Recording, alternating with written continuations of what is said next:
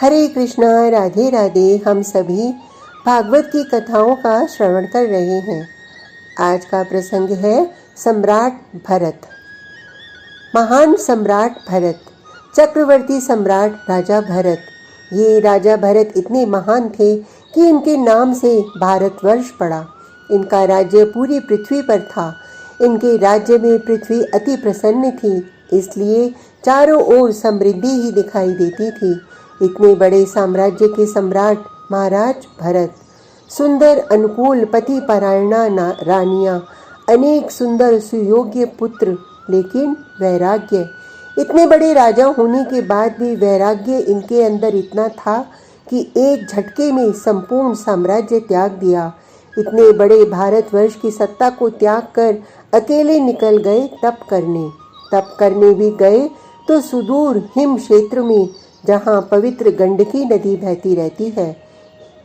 मन कहाँ जीव को ले जाकर पछाड़ता है कोई नहीं जानता, इसलिए मन को लेकर सदैव सावधान रहना चाहिए। महान सम्राट भरत की कहानी यही तो बताती है। ये भजन करते थे गंडकी नदी में कंठ भर जल में खड़े होकर, यही इनका तप था। लेकिन एक दिन एक हिरणी घूमती हुई नदी के किनारे आई। भरत तप कर रहे हैं, वो जल पीने लगी। भरत के नेत्र खुल गए जल पीने की आवाज़ से। वो देख रहे हैं हिरणी जल पी रही है। ओह, ये तो गर्भवती है। भरत का ध्यान उसके गर्भ में गया। हाँ, बहुत प्यासी लगती है। भरत बस उसी हिरणी को देख रहे हैं। तभी पीछे से एक सिंह आया और उसने हिरणी के ऊपर आक्रमण किया, किंतु हिरणी नदी में कूद गई। सिंह भी कूदा, पर धार तेज होने के कारण वो वापस किनारे में आ गया। भरत ये सब देख रहे हैं। सिंह के भय के कारण हिरणी का गर्भ नदी में ही गिर गया था। हिरणी तेज धार में बह गई थी, किंतु वो बहता हुआ भरत के देह में आकर अटक गया। भरत ने देखा नवजात हिरण का बालक। भरत ने हाथ की माला अपने गले में लपेट ली। उस हिरण के बालक की आंखें, जो देख रहा था भरत को और आर्त दृष्टि से देख रहा था कि मुझे बचा लो। भरत के मन में दया आ गई। उन्होंने उस बालक को उठाया और किनारे आकर बैठ गए। हिरण के बालक को छोड़ दिया।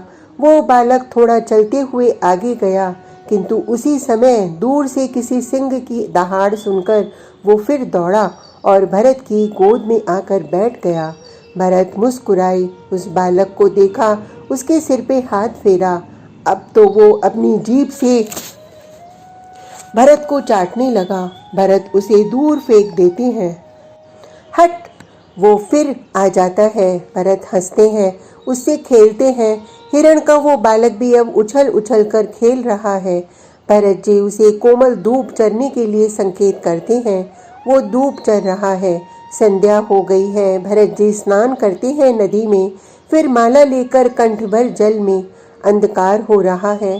तभी सिंह की दहाड़ भरत ने देखा। उन्हें लगा कहीं हिरण के बालक को तो सिंह ने नहीं खाया। ये विचार आते ही भरत ने माला फिर गले में लपेटी और नदी से बाहर भागे। बाहर जैसे ही आए, उधर से वो हिरण का बालक भरत के गले में आकर चिपक गया था। ओह, कोई नहीं, तू डर मत, मैं हूं ना। भरत अब इससे बोलने भी लगे थे। इसी हिरण के बच्चे के लिए भरत ने अब एक कुटिया भी बना ली। उस कुटिया में कोई न आए, इसके लिए कांटों का बाड़ भी लगा दिया। अरे, आज मेरा भजन नहीं हुआ। भरत सोचते हैं, हिरण का वो बालक आया है और अपनी छोटी छोटी सींग से भरत की पीठ खुजाता है। भरत हंसते हैं, उसे तुरंत अपनी गोद में ले लेते हैं, फिर चूमते हैं। ये भी भजन है। भरत ने अपने मोह को ये सुंदर जामा पहनाना शुरू कर दिया है। जीव सेवा भी तो भजन है। ये बेचारा जीव, क्या इसमें भगवान नहीं है? मन कितना चतुर है, वो अपनी तर्क गढ़ लेता है। भरत का भजन अब पूरी तरह से छूट चुका है। वो अब मोहग्रस्त हो गए हैं। नहीं, अगर आप सोचते हैं कि पुत्रों और पत्नी में या घर परिवार से ही मोह हो सकता है, तो आप गलत हैं। मन बड़ा धूर्त है। ये आपका मोह किसी कुत्ते में भी लगा सकता है और आपके पास तर्क है ही। क्या ये भगवान का जीव नहीं है? और जीव सेवा ही तो भजन है। मन को समझना सामान्य कहाँ है। अब मोहग्रस्त भरत की झांकी देखिए।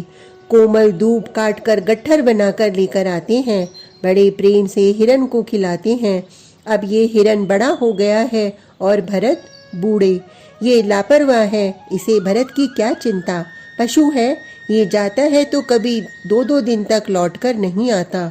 और इधर भरत, इनकी अपनी चिंता है, कहीं सिंह ने न खा लिया हो।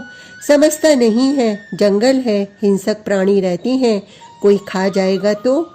हिरण लौट आया है, भरत उसे पकड़कर डांटते हैं, कहते हैं तू कहाँ गया था?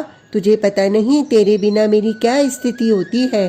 सुन, तू मुझे नहीं चाहता ना, बस मैं ही तेरे पीछे पड़ा रहता हूँ। उसको इतना सब कहने के बाद भी हिरण आज फिर गया। कोई हिरणी आई थी, उसके पीछे लग गया। बड़ा हो गया है, हंसे भरत। किंतु इस बार वो हिरन बहुत दिन तक लौट कर नहीं आया। भरत के दिन बीते प्रतीक्षा में, फिर वर्ष बीतने लगे। भरत बहुत वृद्ध हो गए। एक दिन वो अस्वस्थ पड़े थे कि तभी वो हिरन आ गया। भरत ने देखा तो वो बहुत खुश हुए, उसे बुलाया, किंतु वो नहीं आया। भरत उसे देखते रहे और इस तरह भरत ने अपने प्राण त्याग दिए। दूसरे जन्म में भरत हिरन बने, उसी गंडकी नदी का किनारे का हिरन, किंतु इस बार सावधान है। भजन का प्रभाव तो रहता ही है। भरत ने भजन पहले खूब किया था, इसलिए वो शांत हैं। अन्य हिरणों के साथ घूमते भी नहीं हैं, अकेले ही रहते हैं। उन्हें हिरन की योनि में भी उस नदी में किए भजन का स्मरण होता है। एक दिन हिरण बने भरत दूर शांत भाव से बैठे थे कि तभी एक हिरणी जल पीने आई। पीछे से एक सिंह ने आकर उसे दबोच लिया। ये सब हिरन बने भरत देख रहे हैं। अब तो पूर्व जन्म की सारी स्मृतियां जाग गईं।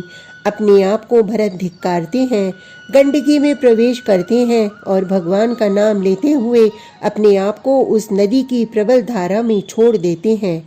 तीसरा जन्म ब्राह्मण कुल में भरत का होता है। इस जन्म में भी इनका नाम भरत ही है, किंतु किसी से कुछ नहीं बोलते। इन्हें पूर्व जन्म की पूर्ण स्मृति है। ये समझ गए हैं कि मोह ही जन्म मरण का कारण है। एक हिरण के बालक में आसक्त होने से मेरे 2 जन्म हुए, अब नहीं। अब इसी जन्म को मैं अपना अंतिम जन्म बनाऊंगा। ऐसा ठानकर भरत जी अपने माता पिता से नहीं बोलते। लोग इन्हें जड़ भरत कहने लगे हैं। कब तक रखेंगे परिवार वाले भी? कोई काम नहीं, कोई कमाना नहीं, किसी के काम का नहीं, तो निकाल दिया घर से जड़ भरत को। किंतु इन्हें कोई परवाह नहीं है। ये समझ चुके हैं। इनकी समझ, जिसे विवेक कहते हैं, वो पूर्ण जागृत है। कोई गाली दे इन्हें दुख नहीं होता, कोई प्रशंसा करे तो इन्हें खुशी नहीं होती। ये देह से परे जा चुके हैं। कामना कुछ है ही नहीं तो बंधन भी नहीं, बंधन नहीं है तो मुक्त स्वतः ही है। इस तरह से जड़ भरत जीवन मुक्त हो जाते हैं और हम सबको यही शिक्षा देते हैं कि मन विश्वास करने योग्य नहीं है। मन का कभी विश्वास मत करो। भरत ने मन पर विश्वास किया तो 3 जन्मों का कष्ट सहना पड़ा। जड़ भरत ने ये ज्ञान एक राजा रहुगढ़ को दिया है भागवत में। आज का प्रसंग इतना ही। कल तक के लिए हरे कृष्णा, राधे राधे।